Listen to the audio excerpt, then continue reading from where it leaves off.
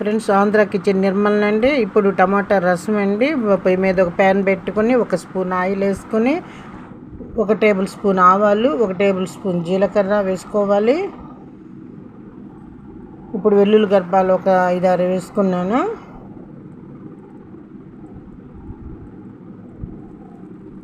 ఒక 4 కరివేపాకు రెమ్మలు.